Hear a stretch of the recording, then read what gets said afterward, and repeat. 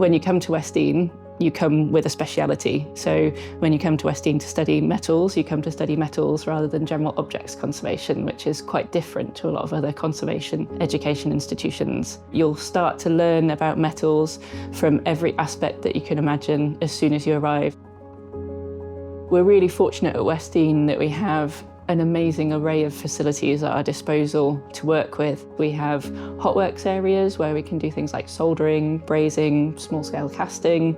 We've got machine rooms where we can do bits of machining with a lathe or a drill. And then we have more conservation-specific resources as well. We've got an amazing metallurgical microscope. So if we want to look at grain structure and metals, that's something that I really love doing with students because you can really see the impacts that all the processes that we're using have on metals at a micro level. We have a shared blacksmith's forge as well, which we share with the short courses here. We just really encourage students to make the most of the facilities while they're here because you have workshop access from 7 o'clock in the morning till 9 o'clock at night, 7 days a week. And I would absolutely encourage people to be in the workshop as much as they can. One of the highlights of the course was the blacksmith club, because I've never done blacksmithing before and I never really worked with steel before, and I really enjoyed it.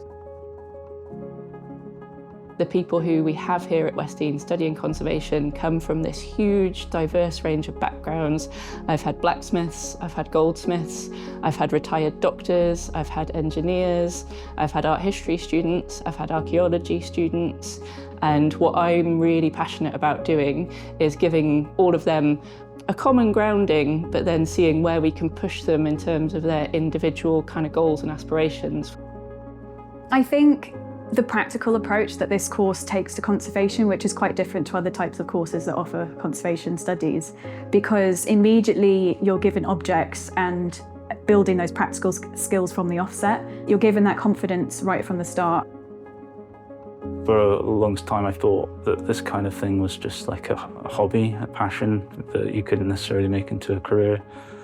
And I sort of allowed that to hold me back from applying to it for a long time. So my advice to anyone that was thinking about doing the course would be to just give it a go.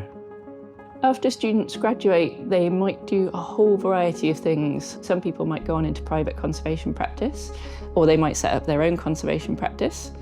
They might go and work for an institution or a museum. And the third stream that people might move towards is further studies.